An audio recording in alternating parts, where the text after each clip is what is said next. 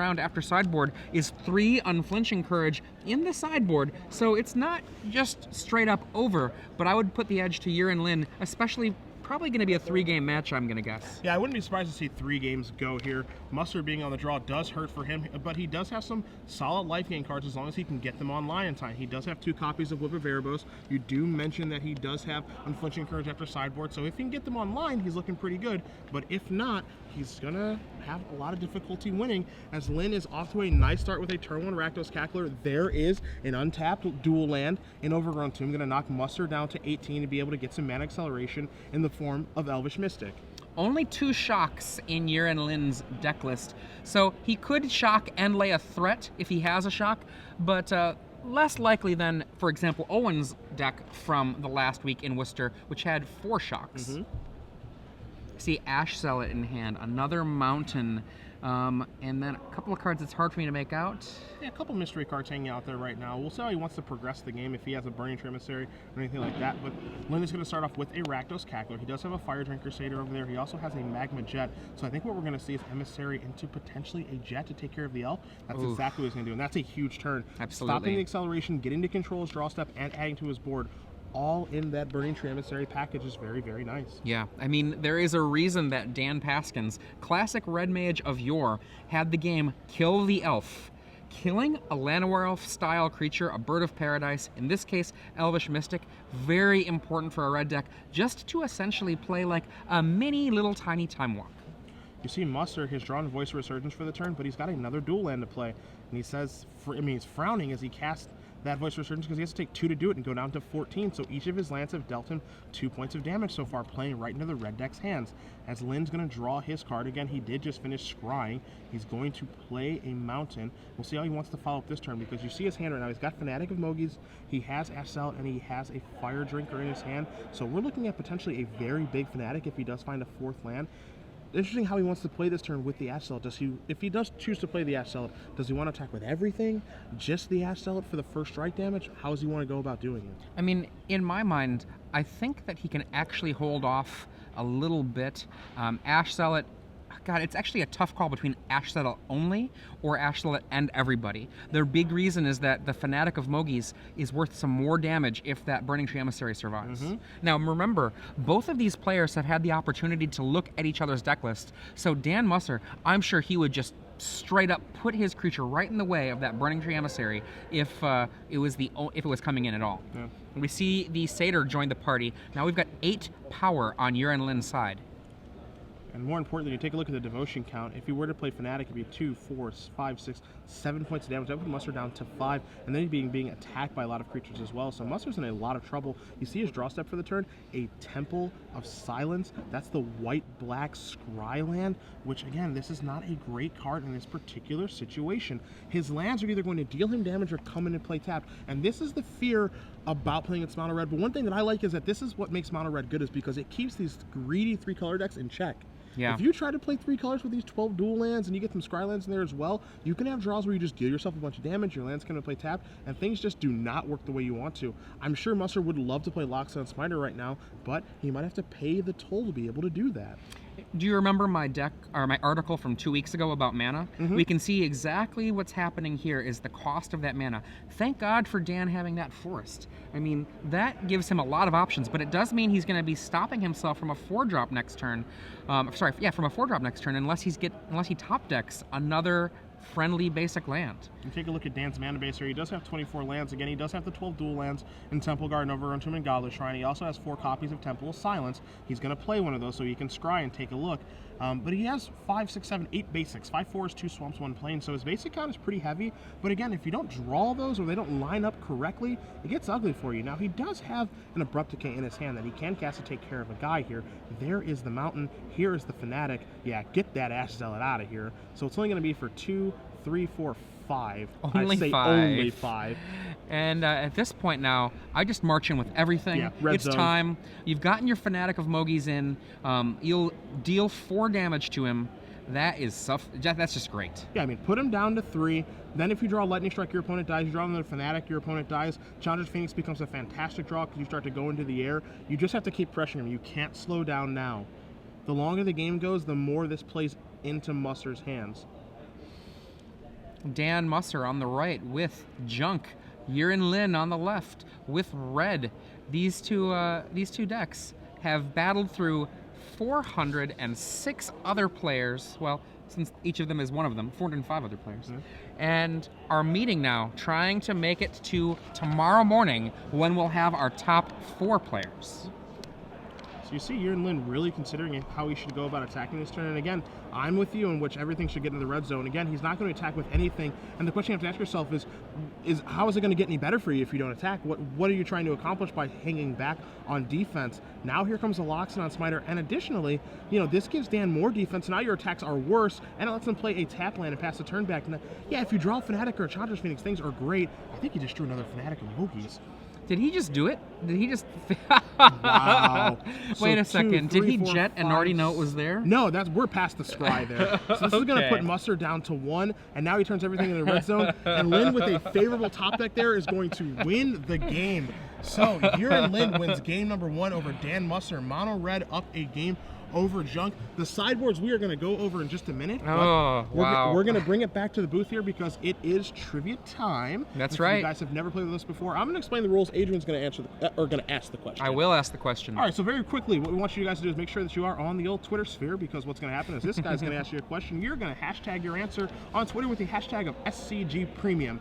We will select one winner from the people who do get it correct. So again, it is about accuracy, not speed, and we will announce the winner from the group of winners at the conclusion of our quarterfinal round. But for now, Adrian's got a question for you guys. That's right. So, if you have been paying attention to our top 8, you already know the answer to this question. In fact, it was actually already mentioned in the lead-in to this top 8. What one color of Magic is not represented in our top 8? Every other color is represented. What one color is not? Is it white, black, blue, green, red?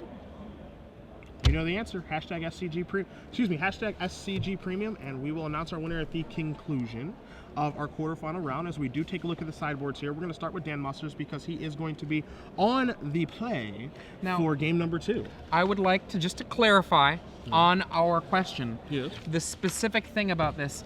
A better way to put it is what one color of Magic cannot be cast. Sure. Yeah, because I don't want anyone to say, oh, well, there was that hybrid card in there. Sure.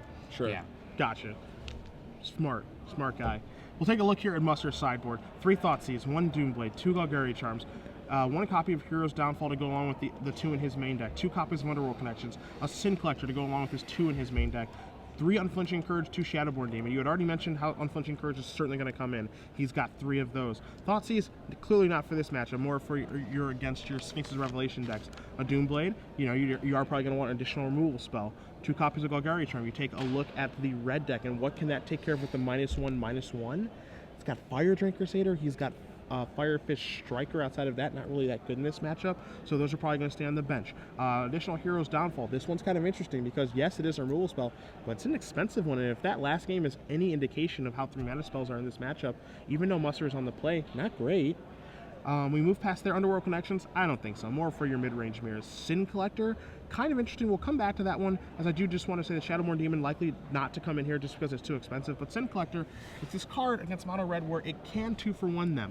You can cast it and be able to get a card off of it. We're looking at a deck that does only have 8 spells in 4 Lightning Strike, 2 Magma Jet, and 2 Shock, but there is the opportunity for you to actually catch one of those cards and be able to block one of their creatures.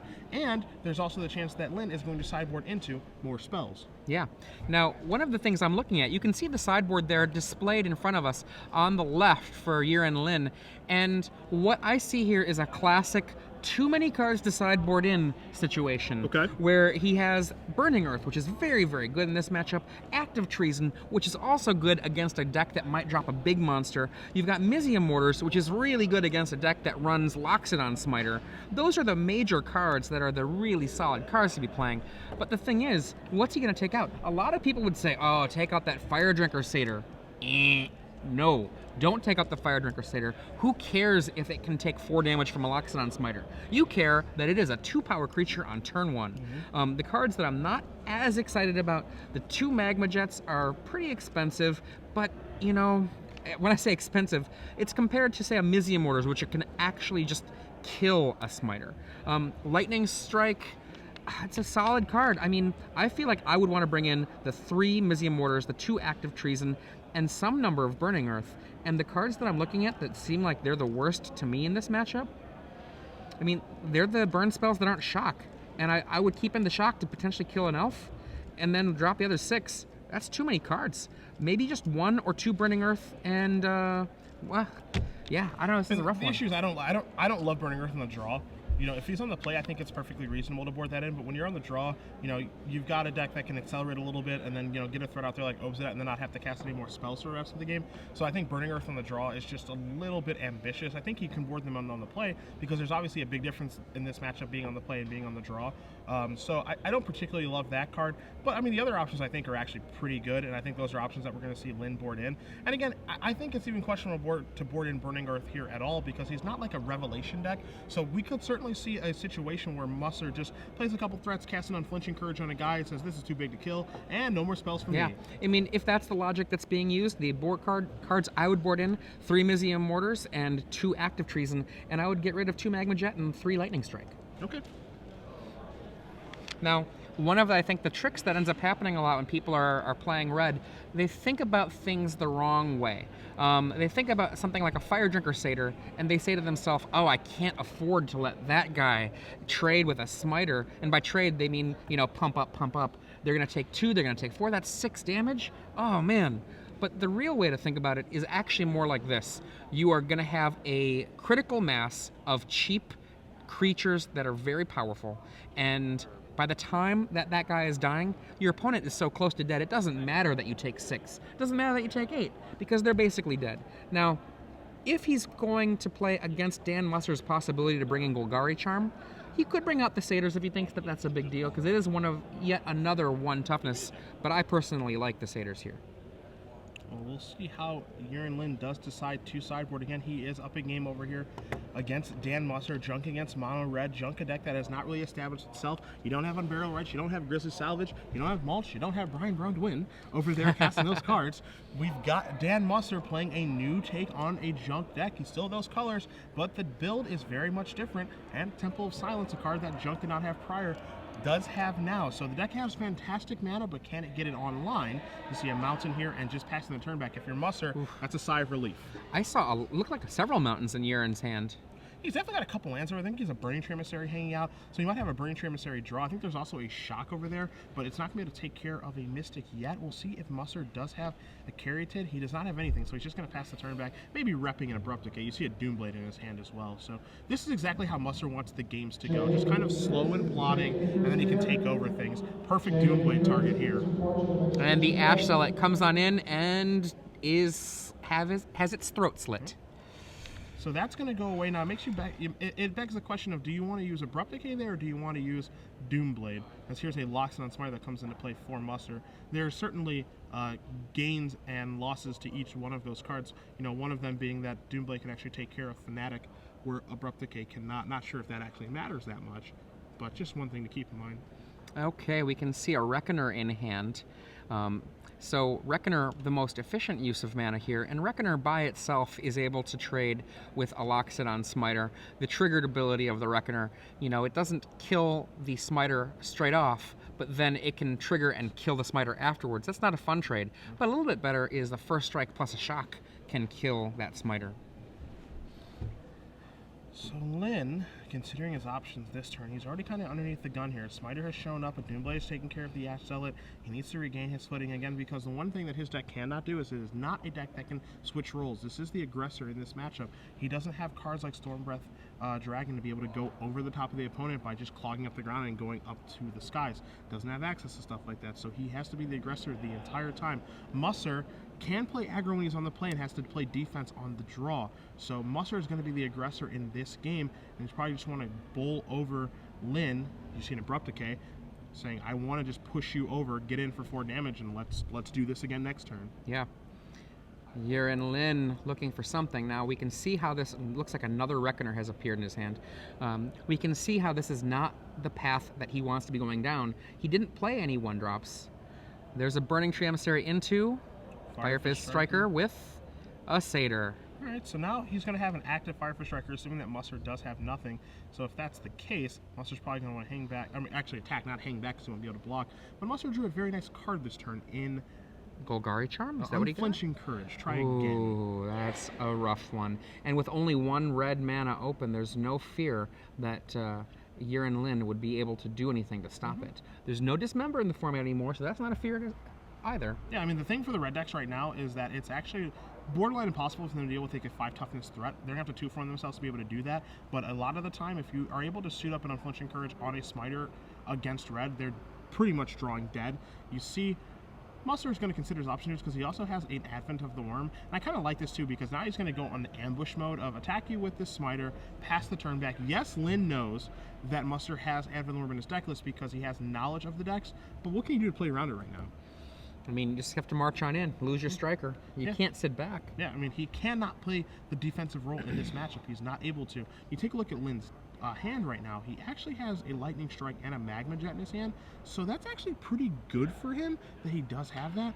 The other thing, too, is if he's patient with those 2 burn spells, he can actually one-up that Unflinching Courage, so we'll see how he wants to play it on this turn, because this could get a little bit interesting. If I'm Lin here, I imagine that there has to be an Ambush of the Worm there, and you know, I think you just march in and empty your burn spells onto the worm when it drops down. Okay, and I think, you know, I don't disagree with you that that's certainly a good play in this situation. I think that plays exactly what Musser wants him to do, which is he uses 2 burn spells to take care of that Advent of the Worm that's so big, and then the coast is definitely clear to just suit up the Smiter with the Unflinching Courage. You see the trigger is going to resolve on that. That can't block. Musser makes sure that happens, and now here's an Advent of the Worm. 5/5. It's not white. It's just green. Yep, and there's your 2 burn spells. He will get to scry 2, will Lin, but he has to use 2 cards to take care of 1, and 2-for-1 exchanges here are exactly what Musser wants to see happen. See an Ash Zealot, and I can't make out the other one. He's thinking about leaving them both on top, and he does. All right, must be happy enough. Maybe one of them is a Fanatic Emogies. Who knows? Going to deal 2, 4, 6 points of damage over to Musser, put him to 14. We know Musser's going to be able to gain that life right back. Yeah. Because not only does he have an Unflinching Courage in his hand, he also has a Whip of Erebos. I think he just drew an Abrupt Decay or a Smiter. Oh, this is a good game. Yeah. Boom, take 6. No way for Yiran Lin to kill that with his cards in hand. And I like the way that Musser actually paced this game too, because he attacked twice with his Smiter from 20 to 16, 16 to 12. Courage makes it so it's a 2-turn clock. 12 to 6, 6 to 0.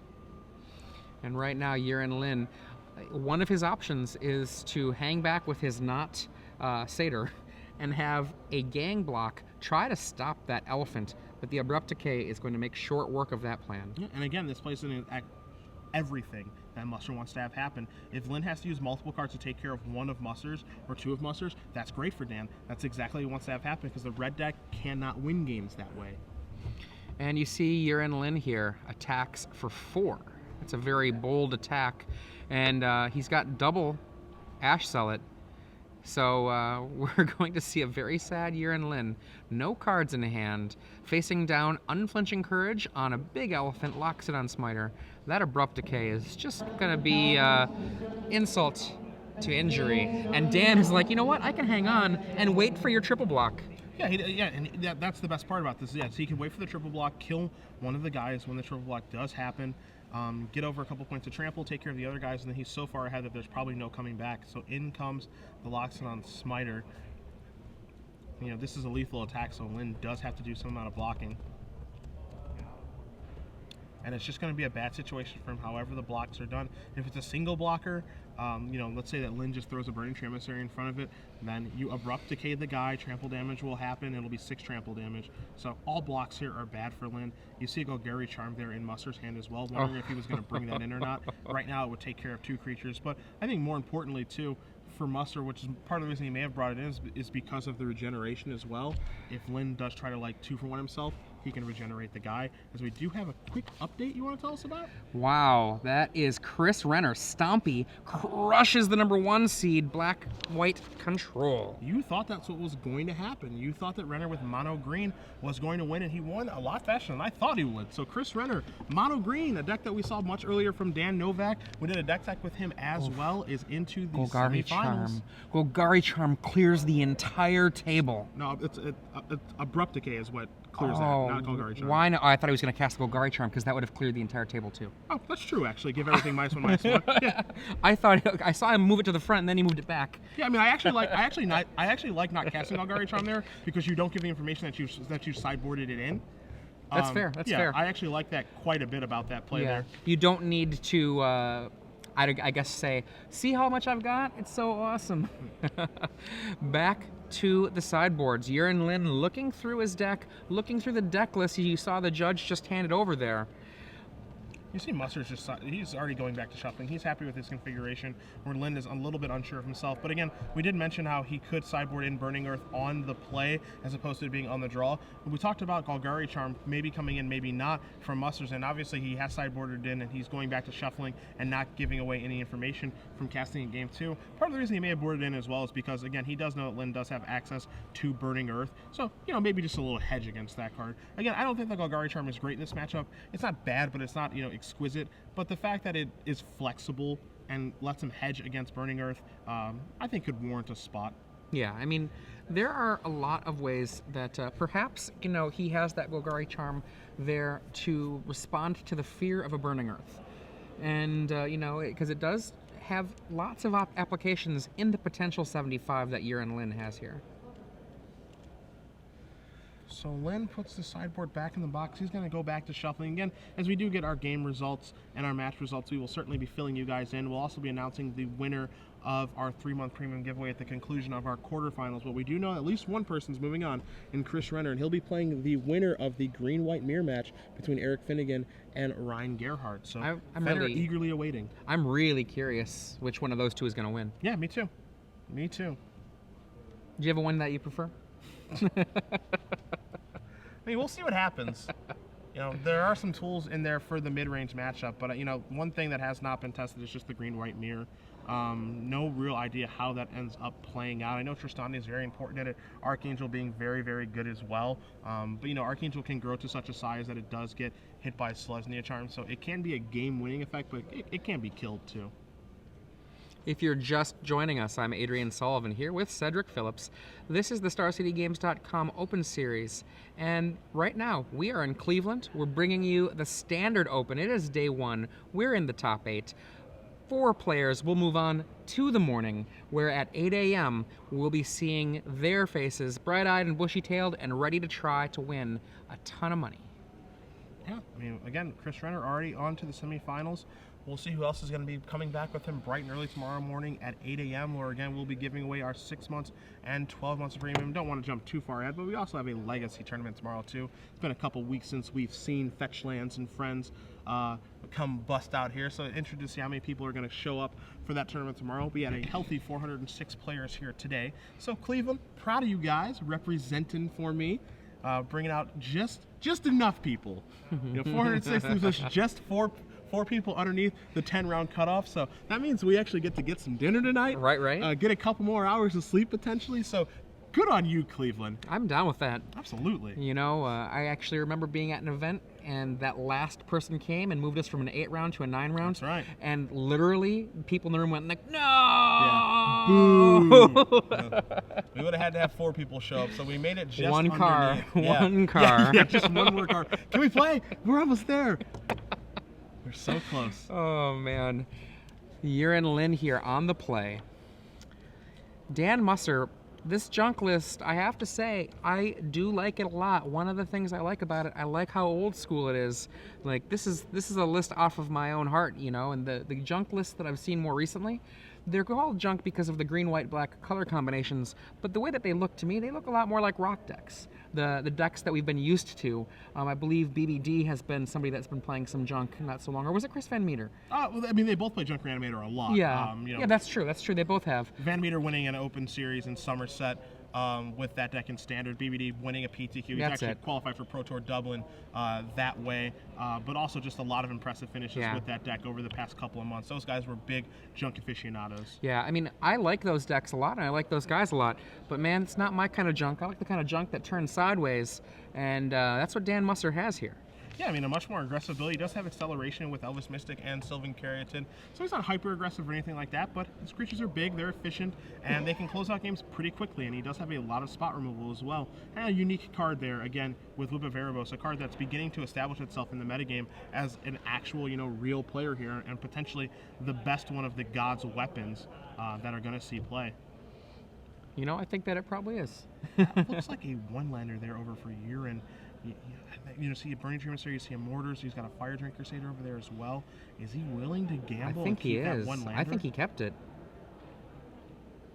I see a Satyr Cackler, so he's got I got to play on turn 1 and a play on turn 2, and if I draw that land, I mean, he's got 19 other land that can cast his Burning Tree Emissary, and then 1 Mutavault. Quick update for you guys. I'll let you announce it. Stompy beat Stompy. Very nice. Very, very nice. Now, for those of you who are Cedric fans, you will be sad to hear that Eric Finnegan, playing the other Stompy deck, not the one that was designed by Cedric, has moved on, winning 2-0 versus Ryan Gerhardt with the white-green aggro list. Good run for Ryan. Happy for him.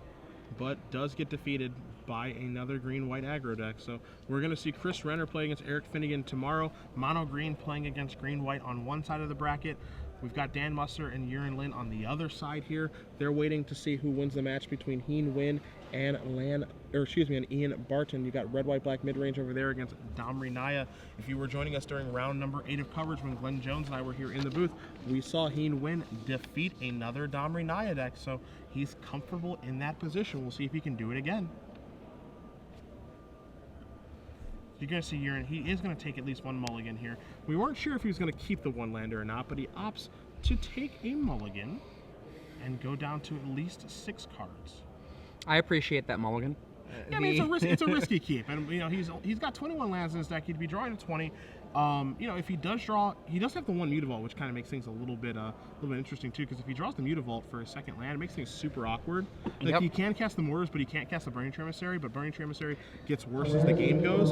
So you want to be able to spike that mountain, so you can go Emissary plus Mortars your guy and just keep the pressure on. Now, a lot of people said that Mizium Mortars should have been added to Philip's deck list from last week, but I think they meant on top of the 21 mountains, not instead of any of the mountains. Yeah.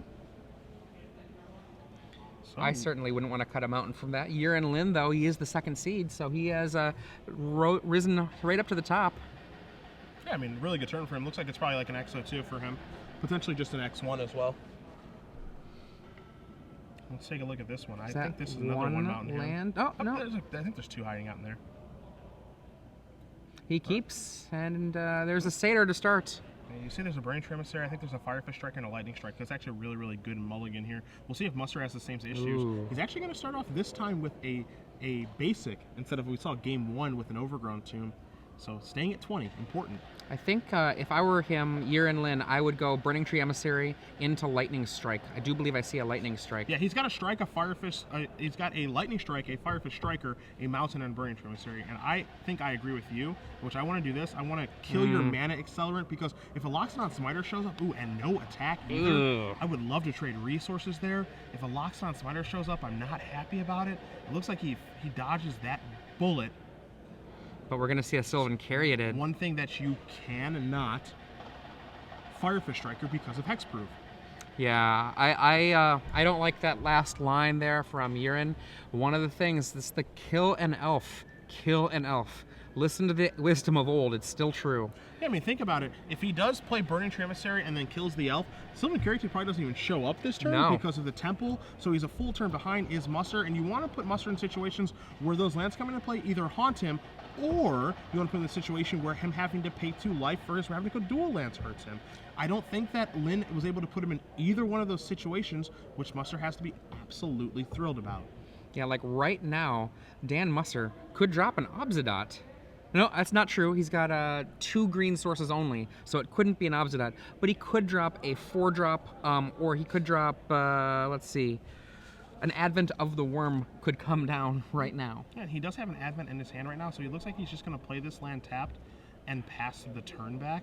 And Advent of the Worm could show up here. We'll see if Lightning Strike's going to get cast. It doesn't look like it's going to, targeting that Elvish Mystic. So Yiran is probably going to run into something ugly here, and he does draw a Chandra's Phoenix, so he might just play that and attack with everybody. And if that's the case, I think if you're Musser, you're pretty happy. Yep. Yeah, you're in a world of hurt. If that if that Satyr gets blocked by a big 5/5, that Worm is going to make a clock that is so crazy huge. Yeah. I mean, I believe is there a whip in hand too? Yeah, there's a whip in there. Oh my god. Yeah, things are looking very good for Dan Musser. Yeah, and this is just getting, it gets ugly here for Lynn because now he has to make the decision of how do I want to attack, because he hasn't established that he's going to be hyper-aggressive. By not being hyper-aggressive, you've given Musser enough time to actually make decisions on what he wants to do. Now everyone's going to come in sideways. Mystic's not able to block through the Firefish Striker trigger, so here comes the Advent of the Worm, big 5/5, and as you mentioned, he can block the Fire Drinker Satyr, deal 5 over to Lynn, and now turn the race back in his favor due to the whip. So Musser's going to take 6, but Lynn's going to take 5. And because of the whip in Musser's hand, he's going to turn things around in his favor in a big, big way. You see him quickly untap. I've never... Dan is like kind of deliberate. He doesn't play slow. He's kind of deliberate. I haven't seen him untap that fast all day, and we've had him on camera multiple times. And on this coming turn, that whip is going to be so nuts.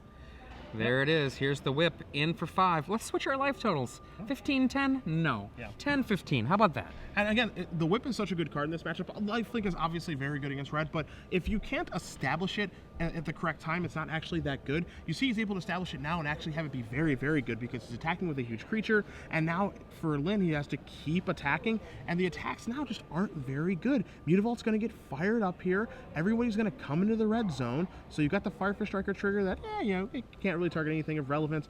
Caryatid's going to be able to block. 6 damage is going to come through, put Musser back down to 9, but Advent's going to be able to just keep gaining life. And we know Lynn's last card in his hand is an Advent of the Worm, as we do have a quick, or excuse me, his last card is a Lightning Strike, as we have a quick update for you guys. Yeah, that's Barton. We have Ian Barton with Domri Naya defeats Hien Nguyen, Wen 2-1. That means Naya has defeated Red, White, Black mid-range control. And Naya will be playing the winner of this match, and it looks like he's going to be playing against Dan Musser here as he attacks, puts Lynn down to 5, plays the Loxodon Smiter.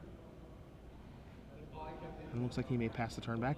If you caught a glimpse of his hand, he does have a Golgari Charm hanging out over there as well, which is actually pretty good in this situation, but it's the whip that's getting the job done in this game. That whip has done so much to change the way that this game was turning. Now, I still look back to turn 2. I think turn 2 was the key turn of this for Yiran Lin. If he had killed the Elvish Mystic, we wouldn't have seen a turn 2 Sylvan Caryatid, and there would be so much time that would have been bought by that single lightning strike that right now is just sitting in his hand doing pretty much nothing. Hey, you end up looking at a wildly different game here. Now, Active Treason with a draw here for Lynn. So taking a look at Active Treason on this board, what can it do to win Lynn the game? He could take the Advent of the Worm, attack, fire up the Mutavault, attack with all of his creatures, make it so that Smiter can't block. But that's 5, 6, 7, 8, 9, 10, 11. That's not going to be lethal. He could... what can he take? Is there anything that he can do to actually get things over with here? Musser being at 14, having so many creatures in play, one of them having hexproof, it's just going to make things, I think, too difficult. And Active Treason's not actually going to be an out in this situation. I think the only thing that Yiran Lin can do is Active Treason the Worm, attack, trigger the Firefist Striker on the Loxodon Smiter, and just hope that it goes okay. Hope that somehow... What did he take there? He's going to target the Smiter. Okay. I mean, it looks like what he's going to do. He's going to take the Smiter, attack with everybody, make it so the Mystic can't block. But even if everything were to come through here, 4, 5, 6, 7, 8, 9, 10, and the Lightning Strike in his hand equals... That makes it not 13 damage. And Caryatid, that's not even accounting for Caryatid blocking something, because that's going to get to do that because it has hexproof. There's no stopping the Caryatid. Yeah, I would have liked to have taken the Worm there. Yeah, I mean, I just think that, Active Treason Active Treason plus Lightning Strike plus what's on the board is just never going to get the job done. Oh, I'm sure that it wasn't going to, but I think it opens up the possibility for Dan Musser to make a mistake. Sure. And I don't think Dan's going to make that mistake, but it opens up that small possibility. Yeah, you'd like to at least make it so that you can somehow Musser can make a mistake and get yourself back into the game. But overall, I'm with you. The turn 2 play of Burning Tree Emissary into Firefish Striker as opposed to Lightning Strike killing your Elvish Mystic is a wildly different game, and it's very surprising that we don't see him do that this game, where we saw him do it in game 1, where he played a Burning Tree Emissary into Magma Jet, your guy, to take care of the Mystic, and then the game looks wildly different. Here's Golgari Charm. I'm going to give everything -1/-1. So Firefish Striker going to die, Elvish Mystic going to die, things are going to get a little bit smaller, Musser going to take less damage. And we'll probably see him untap and attack for the final few points of damage. That looks like it's going to be it to me. Now, yeah, that looks to be it. And if you're Yiran Lin and you end up watching, and insult to injury. Yeah. If you're Yiran Lin and you end up watching the replay on this, you'll probably be ending up looking at that moment in turn 2 of game 3 and wondering if it could have gone differently. Yeah.